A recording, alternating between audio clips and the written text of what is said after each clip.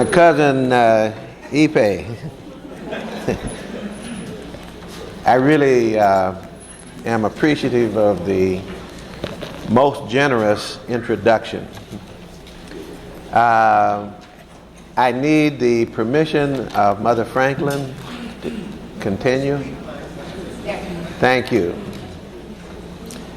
At this point, I would like to take the time out to acknowledge our Creator, who, though hidden, is the source of all life, all power, and all health. I want to acknowledge our ancestors and to invite their presence here, because we know if they are with us, none of our activities can go astray. I want to acknowledge again this wonderful leadership of our Queen Nzinga Radabishi Heru.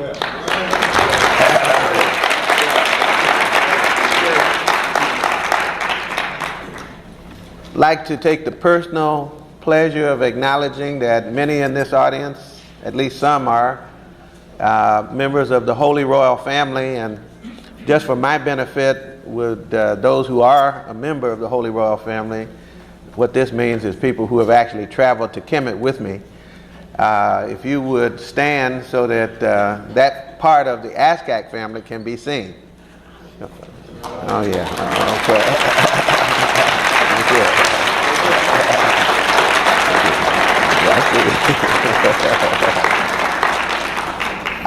you. And then, of course, I want to acknowledge the Askak family. This is the most special family to me. When I talked yesterday introducing the president, I talked about the fact that what she had done and that we were an independent organization. And in many ways, it's hard for me to think of another independent organization that's designing the future for African people. Maybe they exist, but I don't know. Most of the ones that I see have Nike commercials in their programs. They've got Coca-Cola, and then you got to give awards to somebody who is the head Negro corporate person for the corporation, and they get to speak, but then you can't publish your work. So ASCAC is a very special place, and whatever I'm able to contribute is minimal compared to what ASCAC has over the years contributed to me personally. It's the one-stop shop for revival. So we can get through this year and into the next year. Of course, I'm so extremely pleased that Dr. Obinga is with us on this continent now.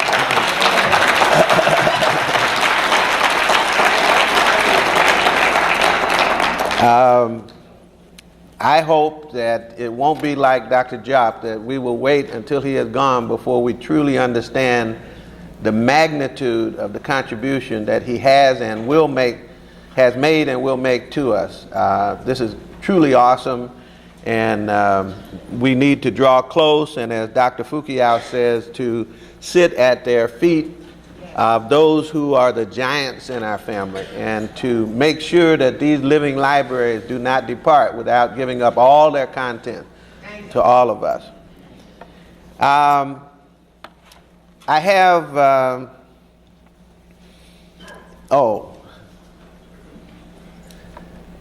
I can't go any further without acknowledging a special ancestor to all of us, Dr. Clark. Dr. John Henry Clark.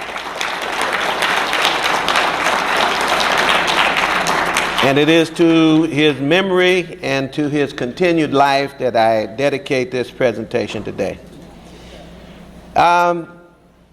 There is a book that was written by a man named Willie Morrow, and I have the cover of his book on the overhead, and I'll come back to that a little bit later, but I just want you to think about the book. Authors spend a lot of time thinking of titles. And so it's not just any title.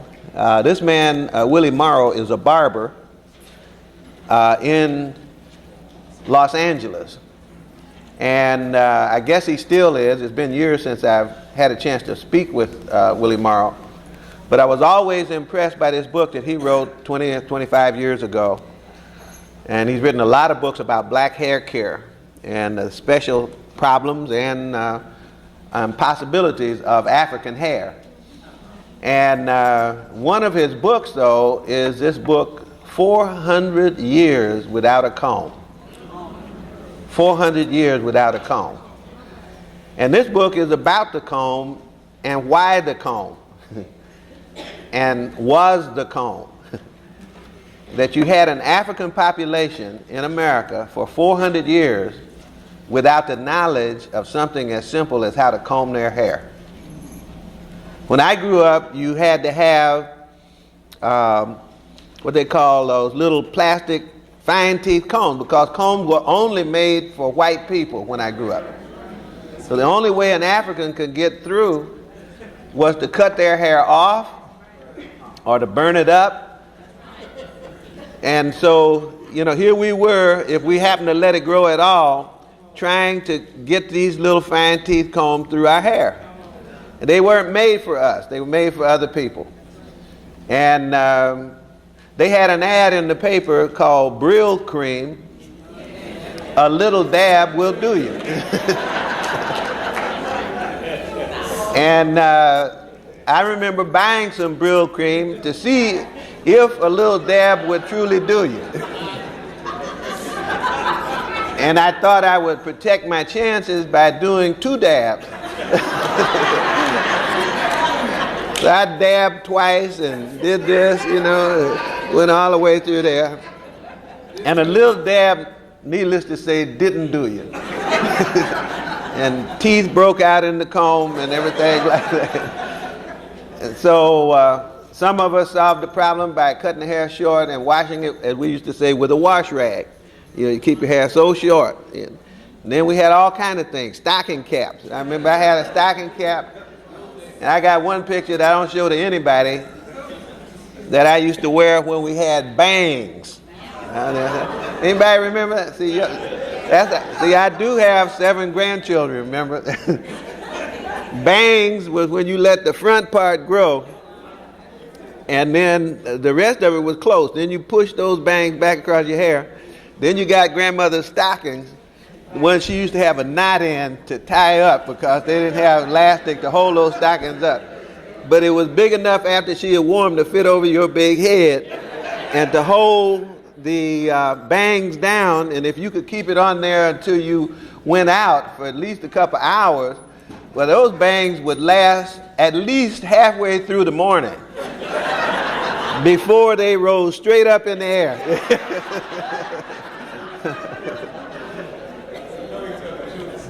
But the point is that I know that many people have been through a lot of these experiences and some new ones since I was a child around the issue of hair. But the point of at the same time that Africans in America had forgotten something as simple as their comb, Africans on the continent were still combing their hair with the comb. Comb never went out of existence. The comb that was appropriate for the grooming of African people never went out of existence. Those combs would not be appropriate for the grooming of white people. And they don't use our combs, but we use their combs. Wade Nobles has a term for this called conceptual incarceration. Conceptual incarceration.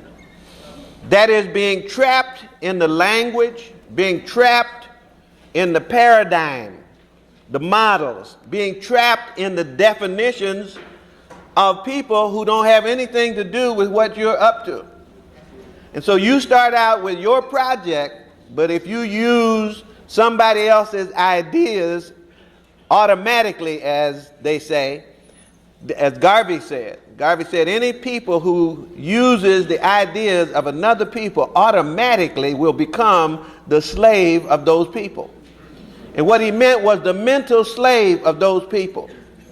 And so just in this simple area of hair, we see that we had a problem, a serious problem. And we have other problems. It's not just that we use the ideas and the models and the definitions and the paradigms of other people, but sometimes we adopt the philosophies, the value systems, the orientation of other people. And it's time for us to examine when that happens and to put that on the front burner as a problem. Because if we intend to socialize, take charge of the socialization process of our children, we need to be aware of what the impediments to doing a good job are. And that's one of the impediments. And it's so easy. In fact, all of us are guilty of this all the time. I find myself catching myself. In Barry Shango's book on Africans and European holidays, it's a very good book because it questions every holiday. He says Thanksgiving should be called Misgiving. But you say, now all my life I'm coming along and just Thanksgiving. Somebody says, stop, think, examine. What is the assumption? What is the definition? Now do you still agree that this is a term that means something to you? He said he calls the 4th of July the 4th of July.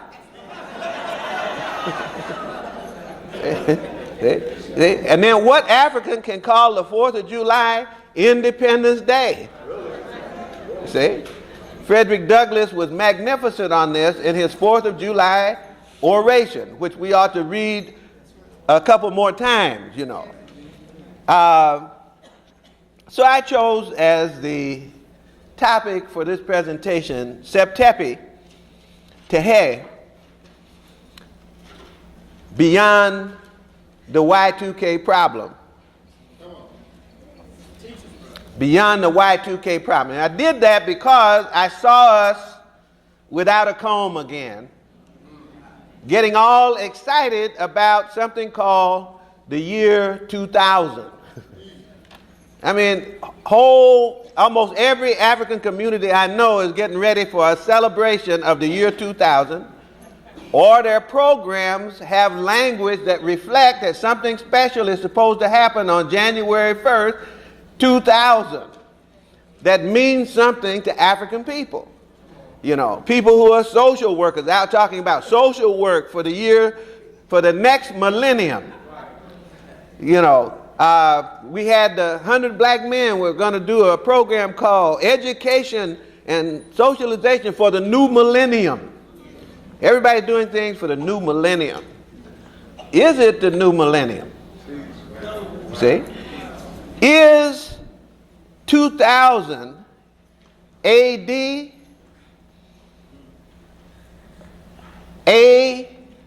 BC or ACE? See, we have a big argument about whether it's AD after Domine. And some people that don't want to be guided by the Christian calendar, so they fix it, or say they fix it, by talking about ACE, which is of the Common Era. That's still hooked to the Christian calendar. You haven't done anything except change the name. You haven't changed the foundation upon which the name was made. Does time really start 2,000 years ago? Well, but dating starts 2,000 years ago. Do we not know enough significant information about pre-2,000 years ago? Sure we do. You see? How did people in the year 2000 BC, quotation mark, what year did they think it was?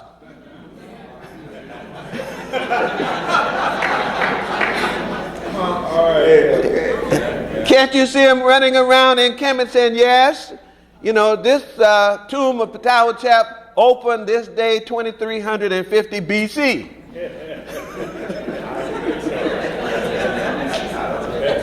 See, we don't stop to check what we're saying and what we're thinking. And if we don't stop to check what we're saying and what we're thinking, the problem, this isn't just cute language. It's a matter of a fundamental orientation to the truth. See? And especially a fundamentally sound orientation of the truth to African people.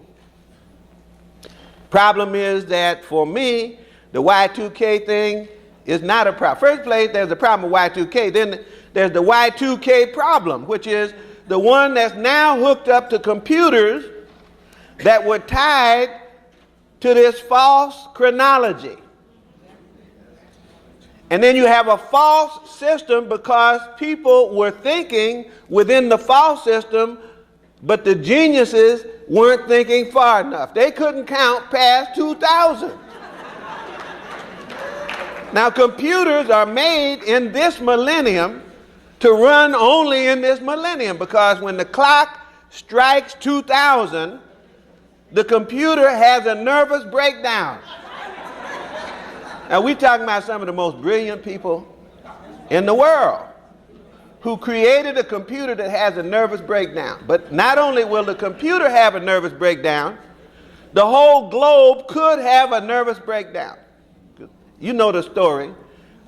Those people who got money will be able to buy new computers, and as long as they don't use old software, which are also going to have a nervous breakdown. You have what do they call that, bank software, Quicken. You got Quicken, and your Quicken program is 1995, and you got a computer that's 1999 that's Y2K compliant. Then your computer is still going to have a nervous breakdown, because your software, which is being run on the computer, is all confused about the Y2K thing. So this bug is a problem. And then there's a big problem security-wise, because missiles run on computers. And the Russians have a whole bunch of them aimed at the United States, and they don't have the money to become Y2K compliant. And we have supplied weapons to the whole world which run on computers, and systems of banking and commerce that run on computers. And the rich people can fix those computers and the poor people can't. So we don't know on the year 2000 whether we're going to have $200 in the bank, $2 in the bank, or $2,000 in the bank, or whether we have anything in the bank.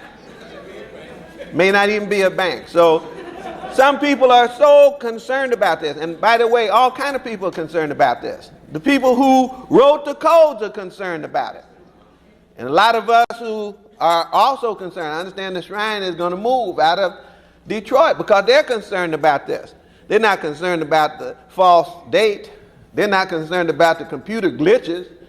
But they're concerned about how white people go crazy when things mess up, like stock markets crash. And they start picking up guns and shooting at people. And the closest ones around that don't have guns to defend themselves, we know who those are. So we don't know what's going to happen in the year 2000. But I submit to you that's not our problem. I mean, it may be problematic.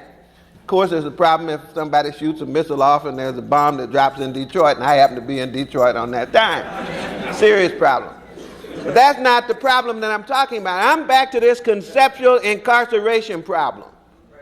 That African people ought to have their own way to tell time.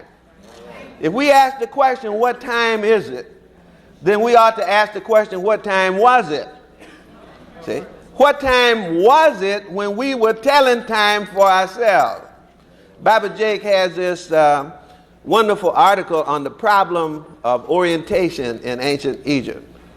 And he has this wonderful line in that chapter, I believe it's in Essays in Ancient Kemetic Studies or somewhere, but I could find it for you if you need it, where he says it's time for us. He does the point about orientation in Kemet, because the orientation in Kemet, North Africa, was southern. People faced the south to get their bearings. They didn't face the North Pole to get their bearings. They faced the south to get their bearings. And south is up and not down, because that's at the mouth of the river. And if you're trying to get your orientation, you're looking south, you're looking upland, not downland. Like you look here, you look up north and go down south. Over there, you look up south and then go down north. So Jake said it's time for us to stop standing on our heads just so we can look at the world the way white people look at it. And so the Kemetic Institute, I think Muriel Duster actually drew the map at the Kemetic Institute so that the map is turned right side up. And invariably when I present that to Africans, they say, oh, you got the map printed upside down. I said, no, it's right side up. And you know how long it takes people to really get used to the fact that you can actually orient your map another way once you get conceptually incarcerated. So here we are conceptually incarcerated in time. I'm going to try to not only deal with the astronomy of it, the science of time and so forth, but this has implications for how we live our lives in general terms, especially for the matter of socialization. We'll try to tie it in at the end with what's happening here in Detroit, where they're trying to take over the schools. And the governor of Michigan has given to the mayor of Detroit, who apparently hadn't talked to anybody that knows anything, so that he is going to say, yeah, I'll take it over. I can handle it. You know, my wife is the mayor. We had this little conversation in our house. And I said, well, my advice is that as mayor, help the school. But our job, if I were mayor, would be to fix the potholes, make sure the city is fiscally sound, make sure there's jobs, do all of that. But you can't do that and run the schools, especially if you run the schools like you run the city. So I'm coming back to that in a minute, because the question of how we got to the point we are so comfortable with somebody else's language and ideas and values and thought. So let's take a look at something that's not imprecise time, something that's not invalid time, something that is African, something that's not the Gregorian calendar. By the way, the Gregorian calendar is really the African calendar misunderstood. But you give it a Greek name. When an African astronomer told the Greeks how to tell time with a calendar. Let's take a look at something that happens in the ancestors of African people.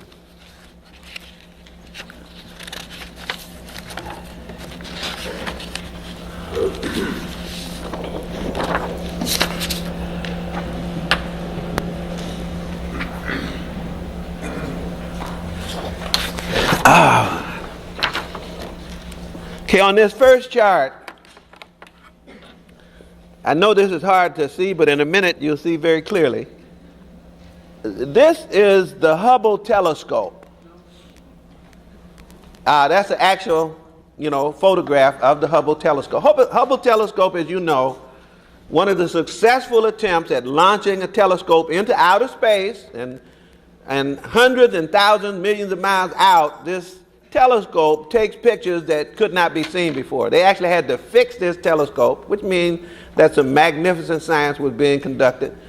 And they actually had to correct the flaw in the mirror in the telescope while the telescope was out there in outer space. At first they thought they had lost all opportunity to see anything, and then they found the mathematics to correct the reflection in the telescope so that the telescope could then view things that had never been seen before. And there were some magnificent things. But what this tells us, this is a way of getting perspective on the universe. And by the way, the perspective on the universe that the Kemetic Africans had. This is not new for us if we have been paying attention to our own comb. But if you're combing your hair with somebody else's comb, this is fresh. The Hubble telescope is, you see this little triangle here, that's actually like a magnification, and it comes back to a focal point on the Earth right here. So the Hubble telescope is a dot on the Earth. The Earth, in turn, is a dot in the solar system. Everybody still together? The solar system, with all the planets and everything that we're a part of, is nothing more than a dot in the stellar system. That stellar system is nothing more than a dot in the galactic system. Your ancestors knew these things, by the way. That galactic system is a dot, that's the Milky Way, a dot in the Milky Way. This is the Milky Way. But there's a whole bunch of Milky Ways over here in the galactic system. And the galactic system of systems is a dot in the universe. Now watch. If you happen to live with the stars, you will see the Creator. It's not possible to spend time in these dimensions with these motions and rhythms and not see the Creator. In fact, that's exactly how the Kemetic scientists saw the Creator, and they saw, and what do you see here? Ma'at. You see cosmic ma'at, balance, harmony, reciprocity. You see all of that in the stars. They saw it.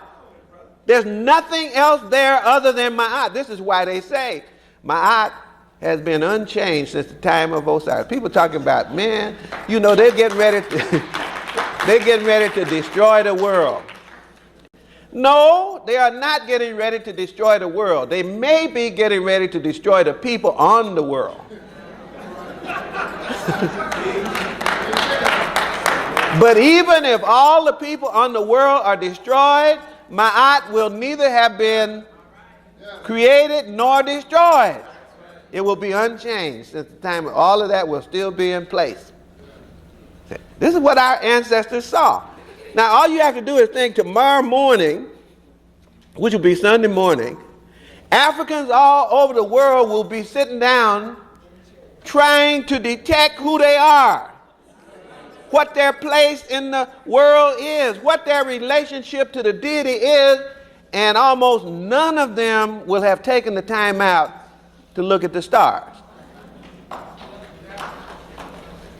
They won't have, and by the way, you got as much going the other way that is microscopic as you do going macroscopic. The microscopic is just as awesome, just as Ma'atian, just as balanced and ordered. And so we're finding particles. And one time we thought the atom was it, and then there's atoms inside atoms. Inside that and inside that, and it goes on. Just you could actually draw charts like this with the little particles. So we seem to be in the middle of something. And Africans said a part of something. Europeans said something to look at, which meant alien to something. If you get Marimba's book, the whole phenomenon of a worldview of alienation, where you can look at that and say, I'm not in it, but I'm watching it. And then others who say, we're in it and we're just like it.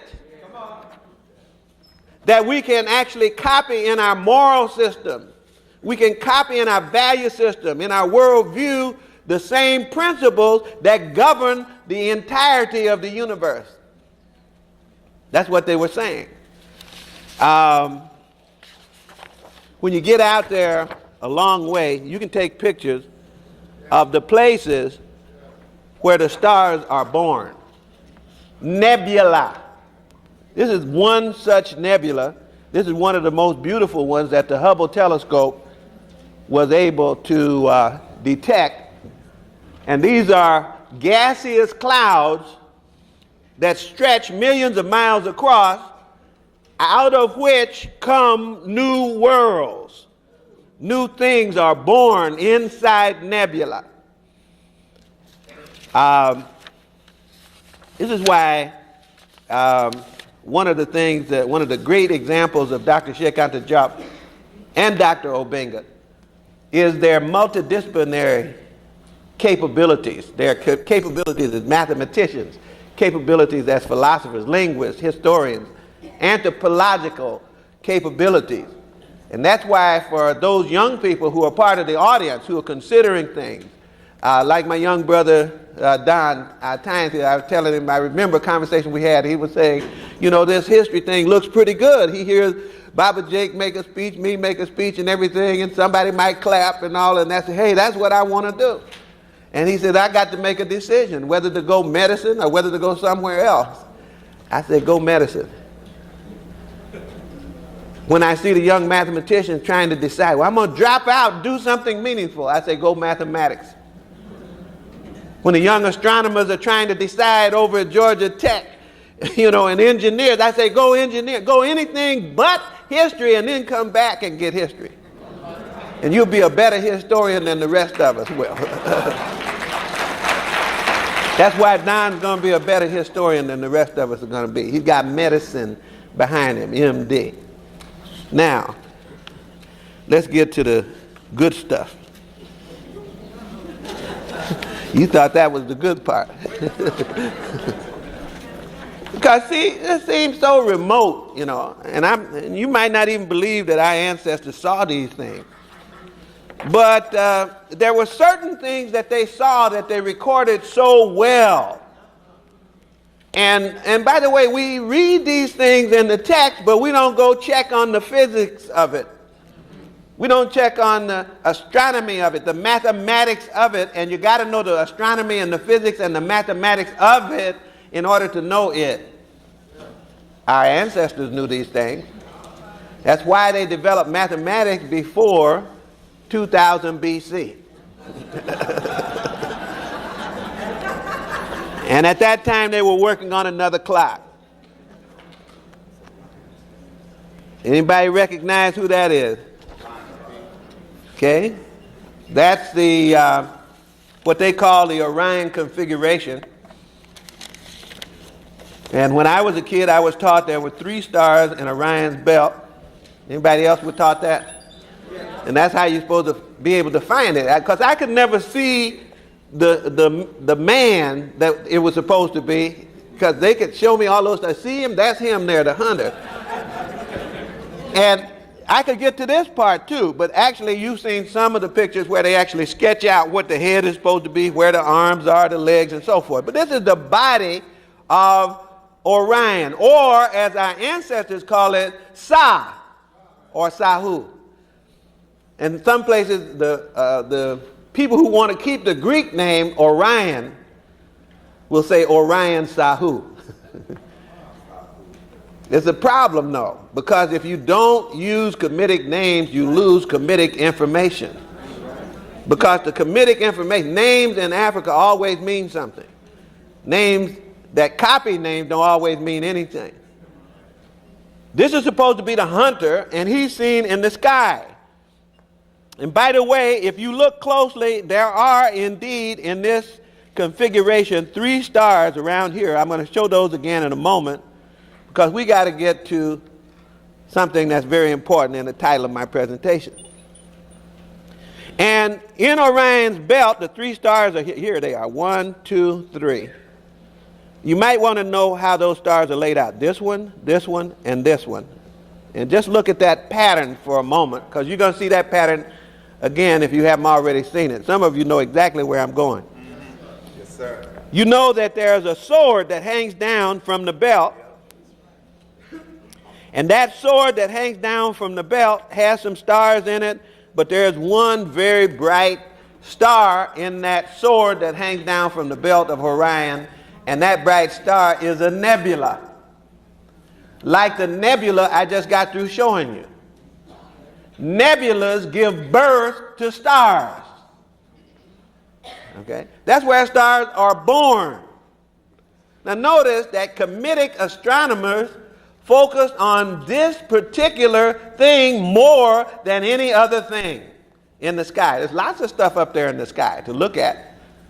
But why Orion plays such an important role in Kemet? By the way, Orion, or Sahu, or Sa, is the only constellation that can be seen everywhere human beings are on the earth. There's no other constellation that can be seen by all people. No matter where you are, you will see it at some point.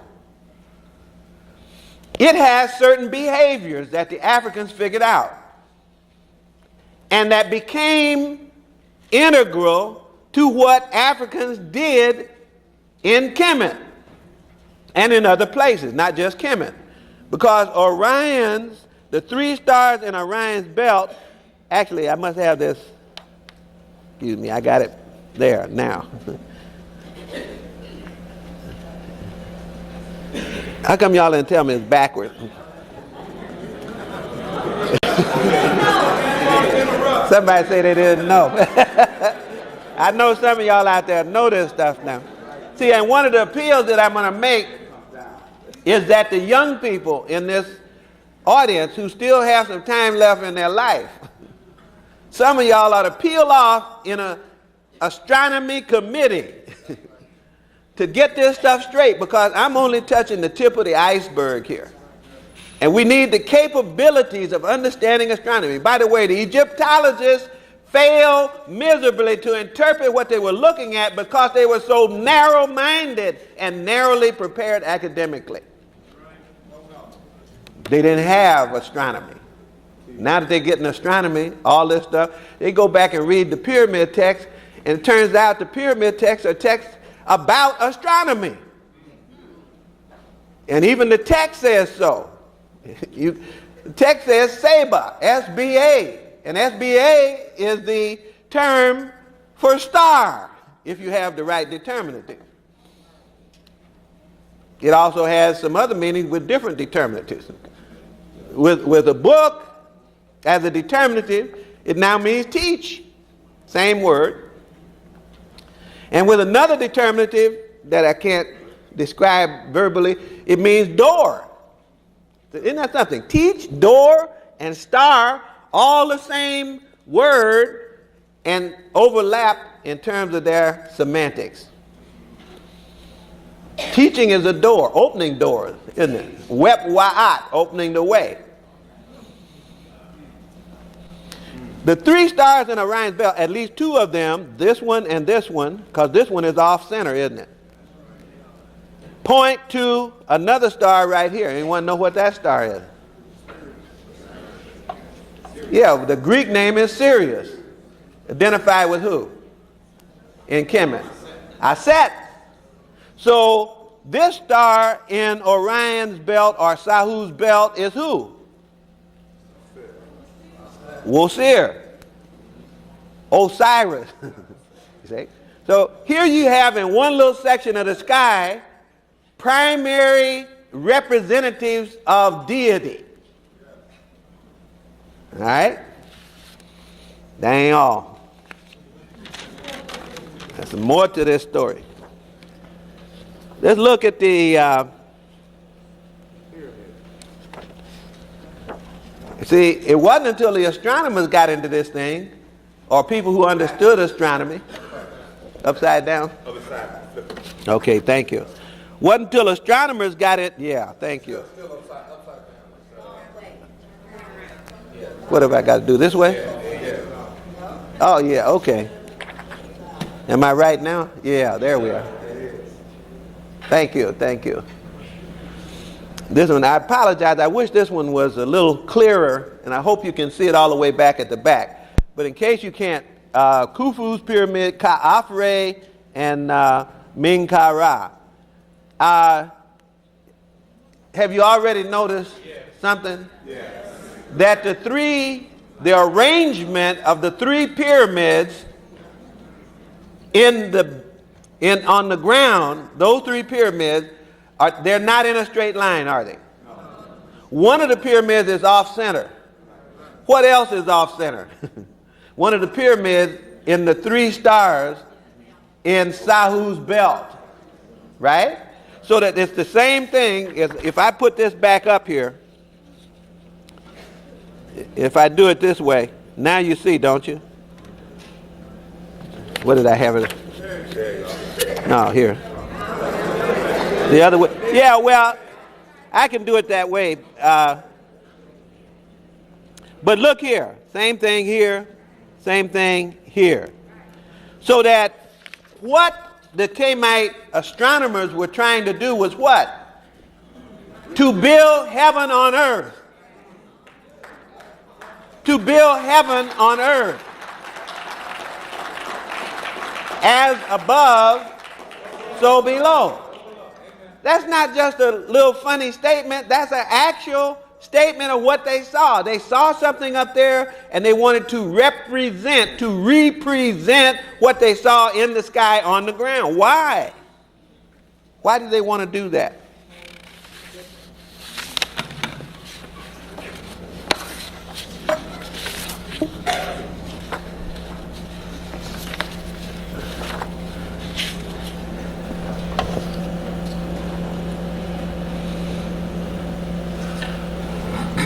Can you see that? Okay. All right, let's take a look here. Right here, this is the horizon. Here are those three stars that correspond to the three stars up here. They built that piece on the ground. Here is the Nile. Here is the Milky Way. The Milky Way is the Nile in the sky. As above, so below. All right, now watch. Why do I have three of these? That represents the fact that in the year 10,500, actually 12,500 years ago, and I could be more precise, but I haven't done the homework to get the exact month, date, and time. Sahu is at the lowest point in its cycle in relationship to the Earth's horizon. This would be 12,500. This would be, according to in the center here, they say 3,000 A.D. No, I'm sorry. Make sure I got it right. I can't see it. 2,500. 2,500, yeah, 2,500 BC, and this should be 2000 AD. In other words, we're coming up to the point where Sahu will be at the highest point away from where the Earth is. In other words, it kind of goes up and down with respect to the horizon. That's what those three things mean. Okay, now watch. What they call this point right here, where that cycle starts, and how many cycles had they had of the same thing before? We don't know. But where that cycle starts, they call it Septepi, the first time. So, is this the year 2000? Well, for Europeans, it is the year 2000. But what would it be for Africans? If Septepi, if the calendar begins Septepi with the first time, what would our calendar be saying?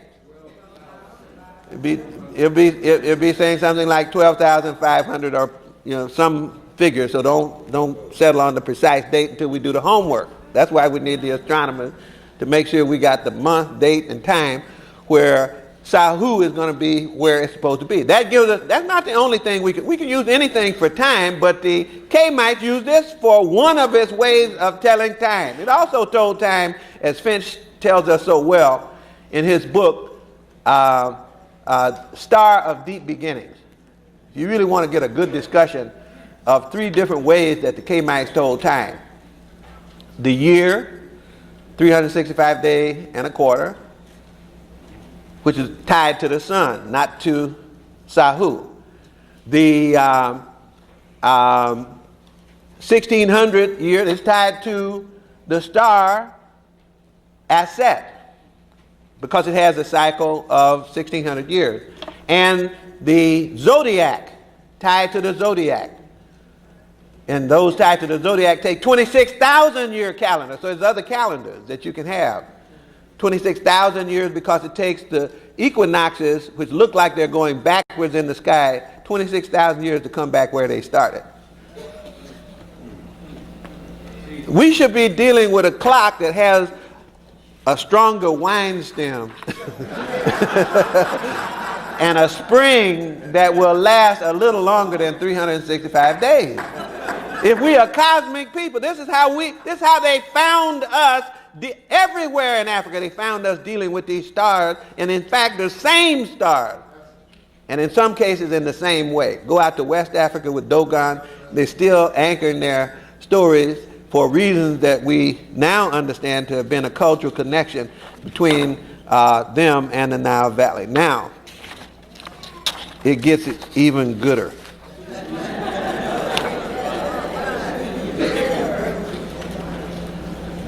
Some of you have been to Kemet and you've seen Horemheb. I don't know how many of you have seen this though. Horemheb, you can't quite see it on here, sits right there looking at the horizon, at the sun. And there are certain moments that are depicted by Horemheb. For example, there's the longest day and the shortest day, the solstice, the summer and winter solstice, the longest day and the shortest day.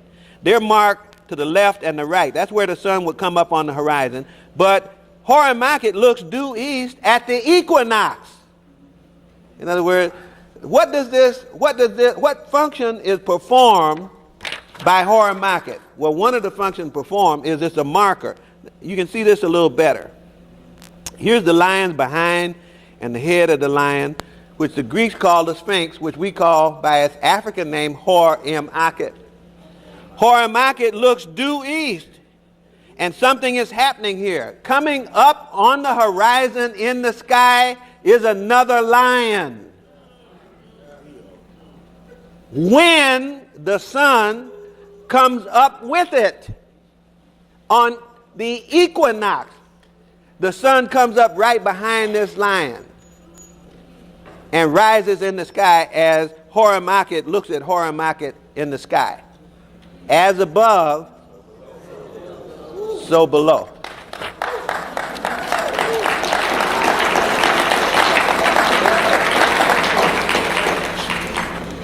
And it gets gooder and gooder. Oh, yeah. That's not the only thing. Let's come back here and watch. Look. You got to be impressed with our people now. You got to be impressed. You got to be impressed. Why are we walking around here talking about Y2K? It ain't my problem. Look at this. Here are those three pyramids. Here is Horemheb right here. Horemheb this time is looking at the sun over here. See the sun right here on the horizon? The sun has come up and Horemheb has risen in the sky as Leo the lion. Okay? He's risen in the sky, but this marker, most people don't know what Horemheb is looking at. He's looking directly at the horizon east, due east, at a point that will mark the equinox at the time that its image will rise in the sky. And these pyramids are built in such a way that they face the Sahu, and in the Great Pyramid they have shafts that don't actually go all the way through at the time, but they're aimed so that if they went all the way through, they focus on stars, and the southern shaft of the Great Pyramid focuses on the Osirian or Asar star in Orion's belt. At the same time that Horemheb is checking himself out in the sky. At exactly 12,500 years ago, that's when this happened last. And that's our Septepi. It's not the year 2000 for Africans. It's not the year 2000 for Africans. If we wanted it to be, it wouldn't even be the year 12,500. Because according to our historians, they said it went back 36,000. That's what they said when they did the study, Mer in Jehudi, Manetho as they call them, when Herodotus was checking the record and others checking the record on what the Africans said about the Africans' own history. They said our history goes back to the kings and to the to the great ones before that, and even to the gods before that, maybe even 35, 36, 37. We don't know how far back Africans have been watching stars. By the way, what else were we watching besides stars? How would you know what we're watching? You read it in the text. See, people talk about how brilliant they are because they learned to write with the ABCs, and how primitive the picture writings of the Kamites were. It's funny, as brilliant as they are, they finally got down to the point where they had to be primitive like the Kamites. And all of y'all running around with laptops know what I'm talking about. You got something called icons on your laptop. How come you didn't put ABCs? It was too confusing when you're talking about dot, colon, I, slash, backslash, plus, trying to get to something. And they say, well, no. People came out with the Apple computer. They said, man, you can do this easy. You know, this little simple picture writing icon. See? The beauty of it is that we had a writing that's alphabetic and pictographic, ideographic, and symbolic.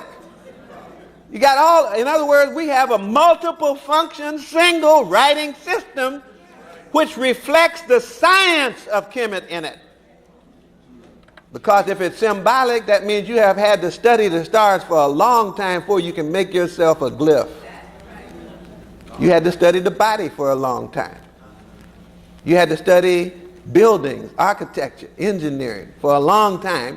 So if just a simple study of the glyphs themselves reveals what they focused on.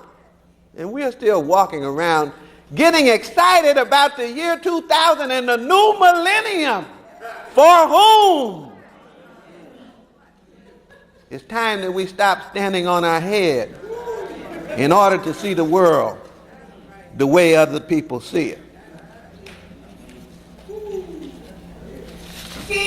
Part of the problem that we have as a people is that we can't pass on the knowledge that we have to our children. I have a class that I teach, and I want to show you in my class I give 2 charts at the beginning because I want my students to see the entire class on one page. This is my class. I say I'm going to give you the answer to the final before we take the course. And this is the answer to the final. And it's on the African child. I teach a course called African Child Development. And basically all I do in the course, this is it, that if you look at the African child, you got forces acting on that child, and you got consequences of the forces acting on the child. Some of the forces are health, nutrition, politics, socioeconomic, so forth. Those are things that we do to put force pressure on children. The environment does that for children.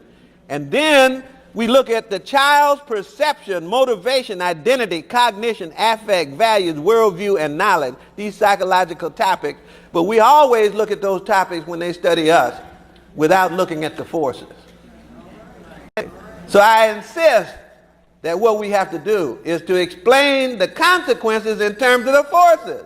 And the reason you don't look at the forces is because one of the forces in particular that would be problematic is the force of oppression. And so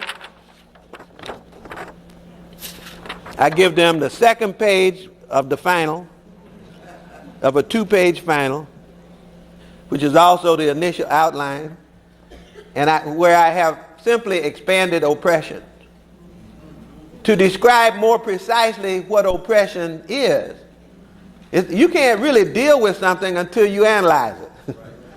If you only react to oppression and say, I hurt and I'm mad and I'm getting ready to hit somebody. After you hit them, then come back and analyze it. See, I don't ever want it to be said that I said don't hit back. See, I'm anti-violent, but not non-violent.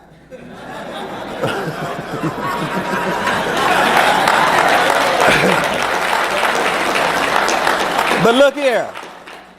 What did they do to us? How did we get in this fix we're in, where we're standing on our heads to see the world the way somebody else sees it, where we're excited about the year 2000, where we're out of control of our lives?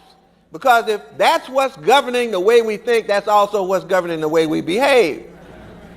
What happened to us was this. They took Africans and made Negroes out of them. They did it by keeping these memories from us. They just took everything I just said was taken out of our curriculum, modified and given back to us through the curriculum that they invented for themselves after they put themselves in charge of a September that starts too late. 10,000 years too late for the September. What else is late? What else is misplaced off the geography of the human experience? To suppress the culture. They tried to make sure that you don't wear any African clothes. You don't have to wear African clothes to be African. But if you feel like it, you shouldn't be persecuted and ridiculed. You should wear whatever you like. And I wear them so much now, I just don't feel good in anything else.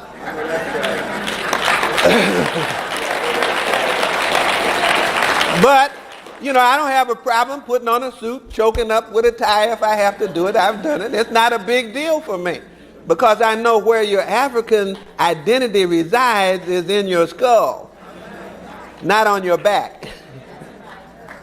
But people told us we couldn't do that. They told us we couldn't dance. Those drums we heard last night said you can't do that no more. Because you can speak a language with the drums we can't understand. You could be organizing something. In fact, we were organizing something. Should have been organizing something. So they said by the time they stripped us, or thought they had stripped us culturally, of course they never can strip us because they took the drums and the next thing you know, we beating on barrels. And then beating barrels into steel, drums. And we create new instruments. And then they say, well, we're going to take those away from you. Next thing you know, we bend over and start slapping our thighs and everything. Made an instrument out of our bodies. So they can't take it away, but they tried to keep Africans from acting like Africans through ridicule, through suppression. Change the names of Africans.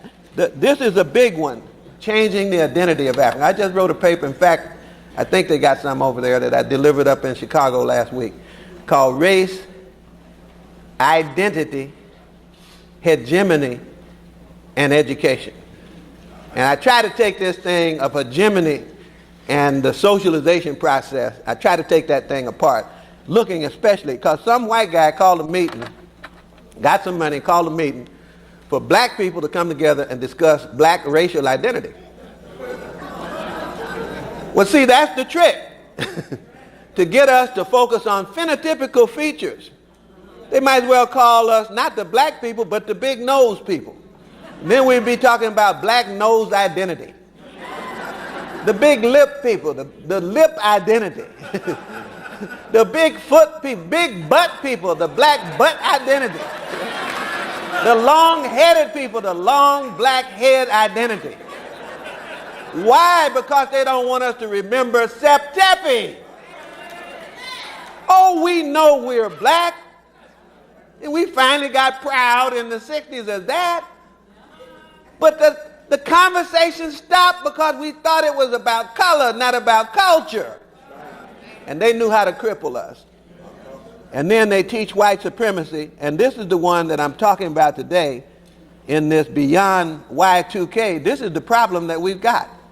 This control, that's what Detroit is struggling with right now. It's not struggling with governance. It's not struggling with finance. It's struggling with who will define what it is that African people will learn. That's what's being discussed. That's what's being discussed. We as a people sit right now in a situation where we are controlled from the cradle to the grave. We have never been in a worse situation than we're in right now. For the simple reason that we control less of the time of our children than we ever controlled before. And more of the time of our people, socialization-wise, is under the control of somebody else. How do you say it? We got 1 million Africans in prison. Their socialization is under control. Don't have to worry about them. If I want to send a book to somebody in prison, I have so many restrictions, it's hard for me to get a book into the prison. And then they decide when they want to close the library, which some prisons have closed, and the classes, which some prisons have closed, and who gets to speak. So here's 1 million Africans in the prime of their life, many of them serving long-term sentences. And if you ask who will pass on the culture to them, it's in the hands of somebody else. Your babies, your culture is in the hands of somebody else right now. If you send them to a Head Start program, I'm one of the Head Start people because I think that we're supposed to have the money and they ought to do a good job by what the program does. But who is in charge of Head Start? See? You not. Nothing ASCAC says is going to go into Head Start. We don't have access to that. What about 0 to 3? While you were watching Head Start, 0 to 3 came. What's 0 to 3? That's the first 3 years. People say we need to set up a program for the first 3. Anytime somebody says set up a program, ask, what is it? You got to understand that we have control from the left and the right. You hear me? Because some of us don't understand it. We think the right wing is the only one trying to control us. Left wing too always has tried to control us. They only differ on how to control us. That's the only fight among them. How to control the Africans. And we sit down and we think that we're doing something when we divide ourselves into the camps on which controller we're going to be responsible to. The right wing wants to control you and take over by charters, by vouchers. They dreamed that up in the Heritage Foundation. Privatization, they want to control it. To private, like they did the prisons. They got prisons that are now torture chambers because private companies are trying to save money on the per prisoner cost. Right. That's right-wing control. Left-wing control comes in when somebody gives you $50 million for some program and then put themselves in charge of the research, development, naming, and hiring and firing, and then you're just as happy. It's a question of smiling or frowning genocide.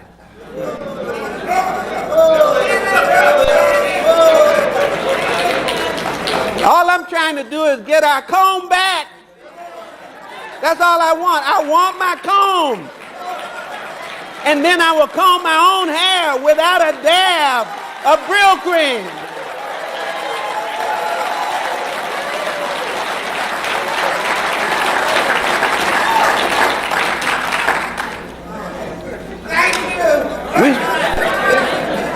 The Africans said we were stars. That's what they said. They said when they finished looking at those nebula, the Orion Configuration, when they stopped looking at that, they said, that's where we came from. Look, when I showed you the Sahu Nebula, they identified that as the birthplace and the place to which they would return. That sounds far-fetched. It did sound far-fetched, but then you stop. Nebulas are the birthplace of worlds. Maybe they were right after all. You see what I'm saying? And that when you die, does the spirit return to become a part of its origin? A star, a saber. That's what we're supposed to be talking about. You can't talk about it in no privatized school. Oh, I know they're going to go to 2 or 3 of us and convince us that if we go along with them, they're going to let us do an African thing for a minute. I agree, if you could get the money and do an African thing, you ought to get the money and do an African thing. But you first ought to ask Bernita Thompson in Washington, D.C., who had a private school that was not paid for by anybody, what happened when the accreditation people came? They said, yes, we know you turned out students, one of whom last year got 1,600, a perfect score on the SAT, but you cannot be accredited because you don't qualify. You pushing the children too hard. Your little babies are being hurried. You see? Y'all don't see it yet. Look, go to Chick Elementary School in Kansas City. Chick Elementary School in Kansas City had higher scores than the white schools, African public school, and they wouldn't even print the results of the research. Wouldn't print the results of the research. You got to deal with something. If the African public school that's running an African curriculum program, because people always say, you want to do that, but we want high standards. As if those two things are inconsistent. But here we are saying not only are they consistent, but they are extremely powerful. Watch what's happening to all the Africans. Why did the State Department in California spend almost 6 months trying to close the Marcus Garvey School when it's a private school? You see? Why? Look, don't believe when some right-wing person gets the principle of privatization established, the rug will be pulled out from under all Africans who have independent education. Here are people who don't know what time it is. Don't know how to make computers run after they build them. Don't know how to stop polluting. Can't follow the declarations of virtue where it says, I have not polluted the waters. I have not done this. They polluted everything.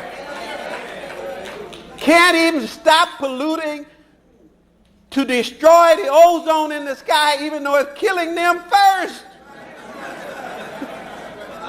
No ozone, high ultraviolet, more skin cancer with no melanin.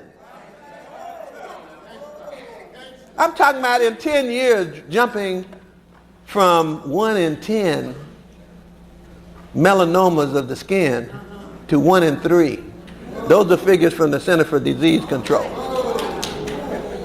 And they say, well, no, we got to keep putting exhaust up in the air. Keep spraying all of these gases and destroy the ozone. The South Pole is showing bare rocks right now that used to be 50 feet under snow. And they say, oh, it's just part of the cycle. Can't predict which way the stock market is going. Invented new ways to trade so that the computers now are out of control in moving money back and forth. And they're sitting there watching for 10,000 to be broken. It was broken for a minute the other day, and people say, I want to be in, but I don't want to be in because it's going to break. Everybody knows it's going to break. They don't know when it's going to break, but then they worry, maybe it won't break. Maybe it's going up. I better, my greed tells me I got to get back in here. Now you want to turn the education of African children over to people who think that way. See? You want to do that in Detroit. Where? Who will be the think tank for your mayor? Probably the governor. To tell him who to appoint and how to appoint them here in Detroit. I'm not just talking about Detroit. We're fighting the same battle in Atlanta, where a black board is going to go buy services and turn our children over to a private company and let them raise our children for us. I've already said we don't have control of the socialization process of our people. Because if we had control of the socialization process, it would be a lot different. Here's where we're headed. I'll show you a couple more and I'm done.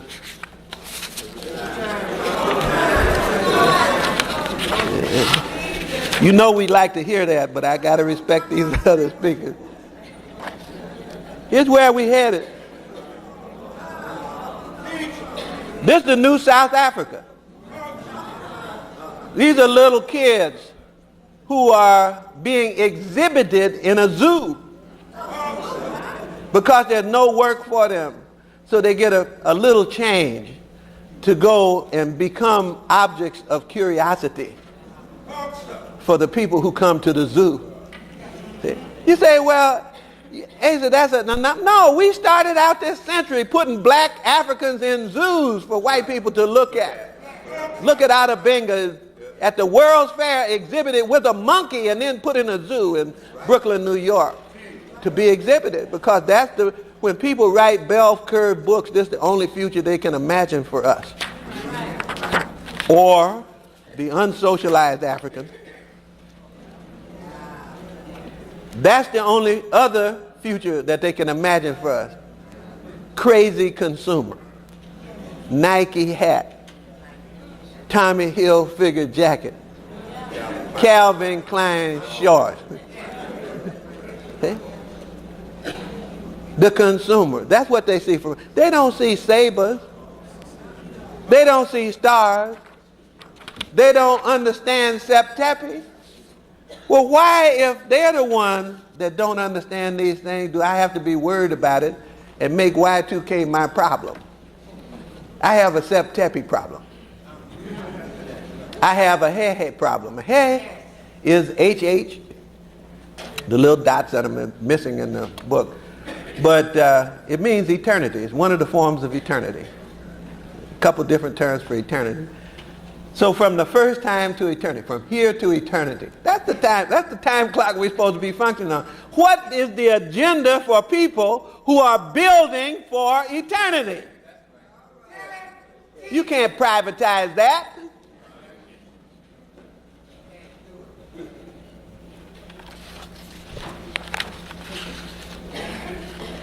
You might wonder, this is my last slide. You know, some people ask me sometimes, they say, how long have you been worried about these kind of things? Well, I haven't always had the right language. You know, didn't always have the right information. In fact, at some points I didn't have any information. But let me tell you what happened. And I happen to have this old photograph from 1949. And that's an African dance ensemble in Denver, Colorado. And that's me. And that's my wife, right there.